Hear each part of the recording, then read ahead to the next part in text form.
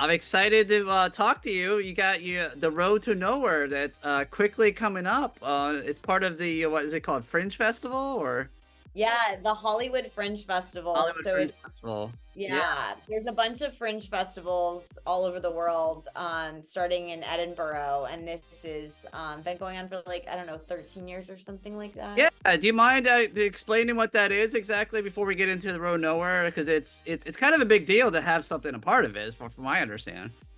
Yeah, so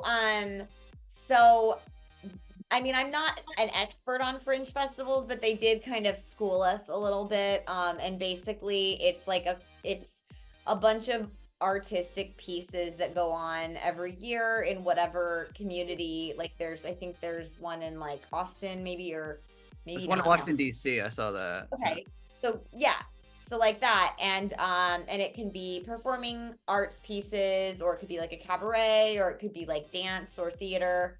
Um, you know, I think it's generally all performative arts. And then basically for the Hollywood Fringe Festival, it doesn't have to be like it doesn't have to be an original work. Like if I wanted to produce another person's play, I could just get the rights to it and do that. A lot of Oh. people do use the opportunity to produce their own work.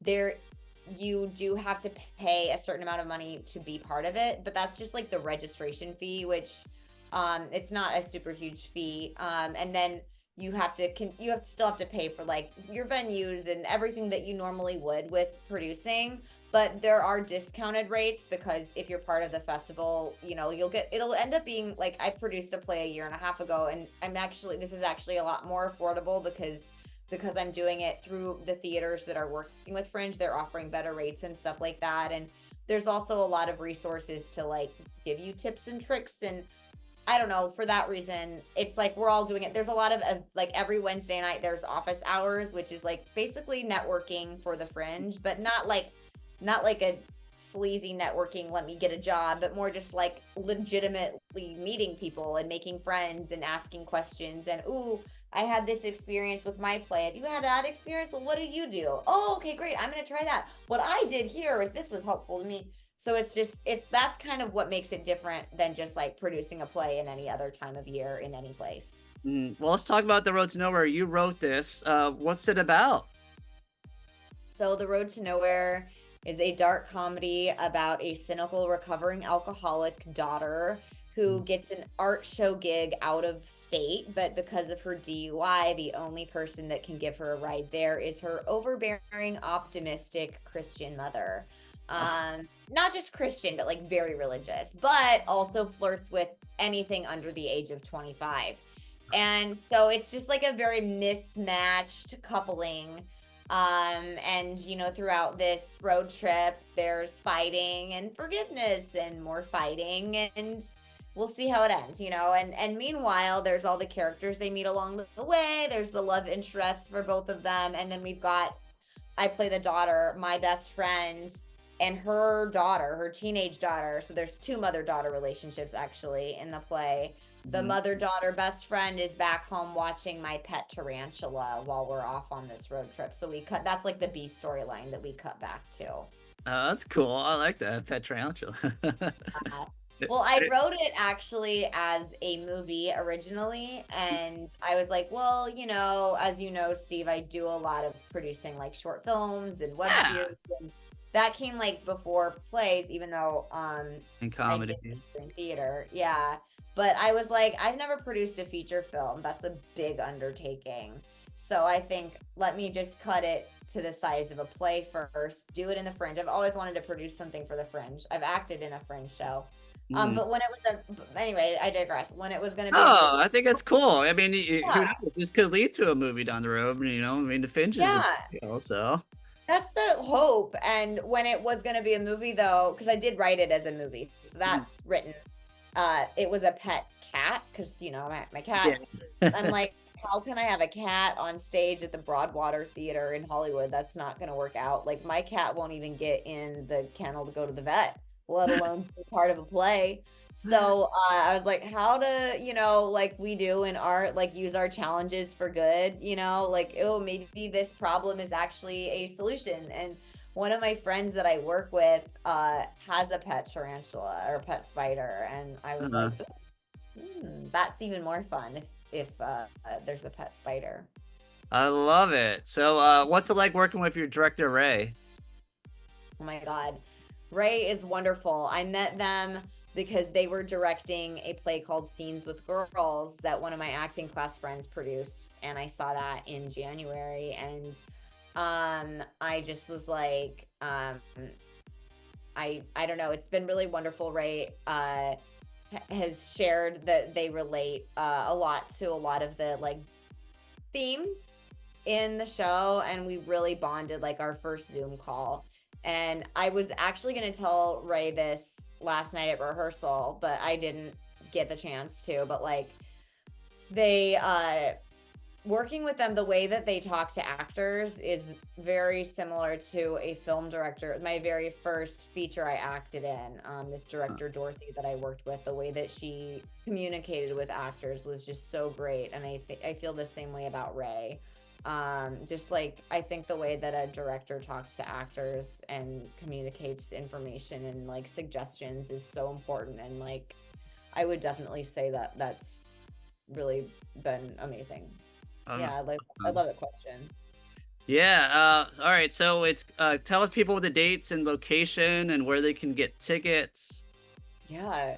So it's going to be, our preview is basically it's a regular show. It's just technically a preview. It's our first one. It's June 9th, which is a Sunday at 5 o'clock. These are all Pacific Standard Times. It's going to be at 5 o'clock on June 9th. All of the shows are at the Broadwater Theater, which is on Lillian Way. It's off of Santa Monica Boulevard. The main cross streets are Vine and Cahuenga, so it's like right in the middle off Santa Monica Boulevard. That's a great location. Yeah, all of the Fringe Festival, most of the Fringe Festival theaters are on Santa Monica Boulevard. So like if you're seeing other shows, like there's actually this theater where we're doing ours, the Broadwater, we're in the Second Stage theater, which is the second largest theater that they have there. Second Stage, second largest theater. They have the main stage, the second stage, and then the black box and a studio. But they have like a third of the shows that are happening at Fringe are at this building, at this theater. So anyway, sorry, motorcycle. The Broadwater Theater, June 9th at 5, June 15th at 11 a.m., which is a Saturday. Monday, June 20th at 8 p.m. And then we have Thursday, June 24th at 6:30 p.m. and Friday, June 28th at 7:30 p.m. I may have gotten the days of the week mixed up on the Monday and the Thursday. I'll have them all down below with the link and to your social media, because you do a great job promoting this. You have a countdown to when the tickets went on sale. Now you're having a countdown to the actual play. You do an amazing job on social media. Well, thank you. You know, I actually, what's interesting is, oh my God. So, do you remember John Schnepp? Yeah. So John I met him at, this is a producer, director. He passed away a few years ago. Yeah, he did metal, Metalocalypse. Yeah, there you go. Yes, I love that. He was actually, I think the night I met him was the same night I met you. Well, I had met him before, but I was dressed as Princess Leia. You were as like you were Oh, Kylo Ren! Kylo Ren. You were Kylo Ren. Glory. You were. And John was inside, like, I don't know what he was doing, but he offered me like a shot, and I was newly sober, so I had to say no to that. But we took a selfie and we were doing the rock on thing. Yeah. And I had seen him either before or after that when I was waitressing at Flappers Comedy Club, and he was on like a panel there about I don't know what the panel is about, but I talked to him afterwards, and I was promoting my web series Loch Ness, which was about a metal band. So of course I wanted to talk to him because the metal. Yeah. And I asked him like what I should do to promote this web series, and he said, what you should do is promote yourself, and what you should do is you should make daily videos, and just you talking to the camera, make daily videos. So because of his suggestion, I made a daily video every day for a year after that. This was in like 2016. And Ah. and I wasn't talking about my project or anything. I was just talking. And after a year, I was like, okay, I was starting to get like I had to work on a lot of like mental health stuff, and I was kind of like I wasn't in a All right, place I'm still working on my mental health too. I get you. right.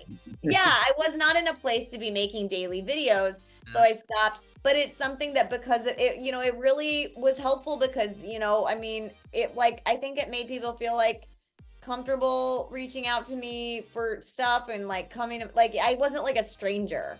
I don't know what exactly the goal was, but it was nice. And so now whenever I have something coming up, I make daily videos for whatever amount of time, and that was all from something he suggested all those years ago.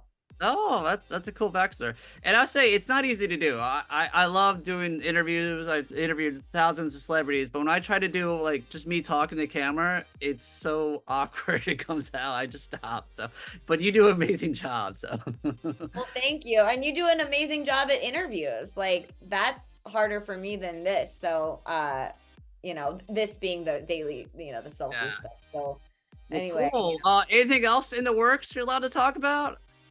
oh I my know God. Well, you get some more on this. I have another feature Mhm.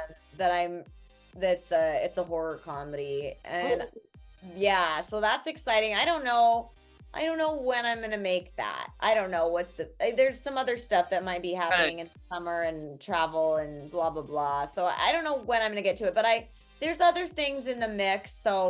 So I'm definitely not, when this is over, I think I'm probably just gonna start rewrites on that and then just kind of see what happens Mhm. next.